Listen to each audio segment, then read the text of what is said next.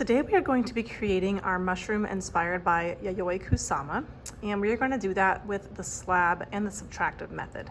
So we are going to take our slab of clay and we're going to turn it into a form by kind of rolling and wrapping it up around a paper towel tube to get more of a cylinder shape.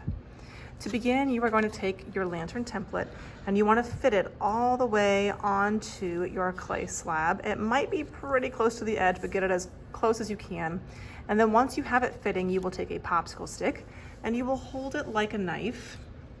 And while holding your template down, you're just going to take your popsicle stick and drag it along the edge to kind of slice off the extra pieces. I like to kind of rotate it to make it comfortable, but you're going to take your popsicle stick and just start by trimming off all of your edges.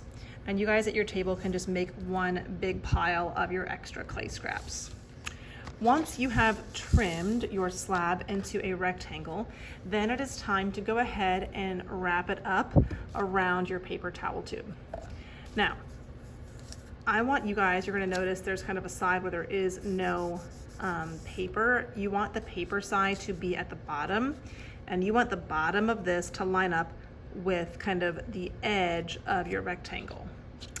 I'm going to kind of start by getting this to kind of pop up, and I will just press it into my cylinder and kind of roll it all the way up and around.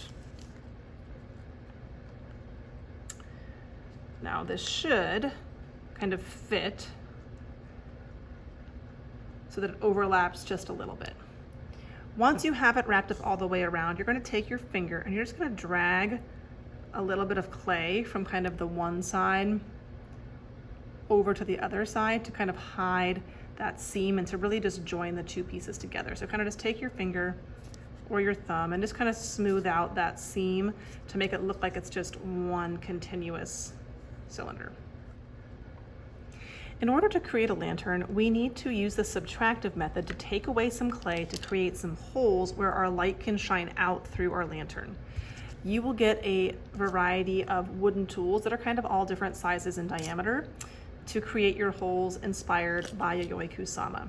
So based on your sketch from last time, you're gonna leave this paper towel in there because it's gonna help hold the shape while you're poking holes. But you're gonna start kind of putting holes into your cylinder.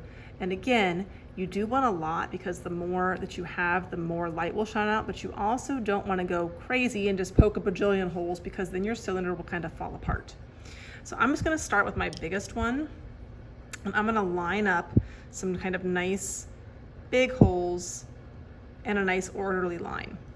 I would not put your first one too close to the bottom or it could rip, so kind of give a little bit of space. Some kids use the pointy side, that one kind of makes a smaller hole. I'm just gonna kind of use the flat back side to press in kind of this bigger hole. You can do it when it's in your hand, but the goal here today is to really take your time and do a nice, neat job of your design. It's not about speed, it's about doing it well. Just like on the bottom, I would not get too close to the bottom. I would also not get too close to the top because it could break. So leave a little bit of space. You might also say, Ms. Aram, how can we tell if it's going all the way through? Right now, it's kind of not. You can take your pointy side and kind of just gently move it around inside so you can see kind of this paper inside. But you kind of want to get your holes placed, and we'll worry about making sure that light is actually coming through once our paper towel has been removed at the end. So I'm going to keep on kind of working on adding in my designs all the way around as neatly as I can.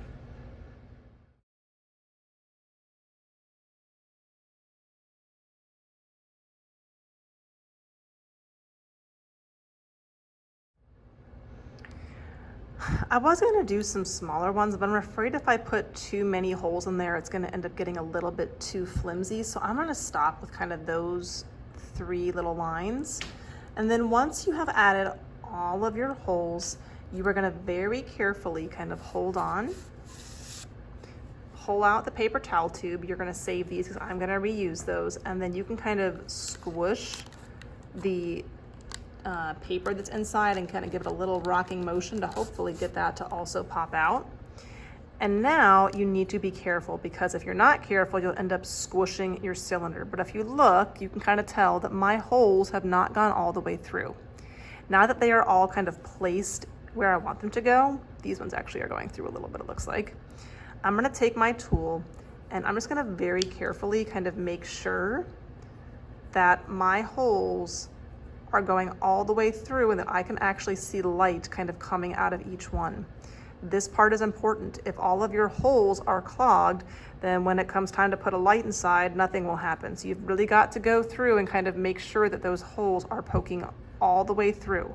So once you've made them, you're going to spend the last little bit of class kind of going back through. You're not really poking any new holes. You're kind of just pushing that little bit of clay that's clogging it up all the way through so that every hole has light coming through.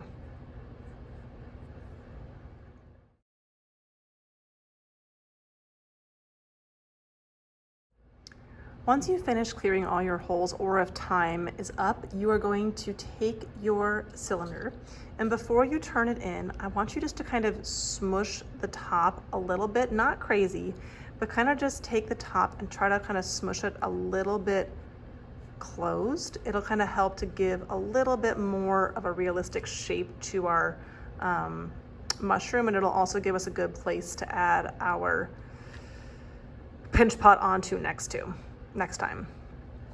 Once you have kind of closed up the top a little bit, your holes are good, then you are going to turn in your cylinders. You do need a clay name tag, so you'll just write your name on a piece of paper on your tray. We'll go take it to the back tray and you'll just set your cylinder on top of your name tag.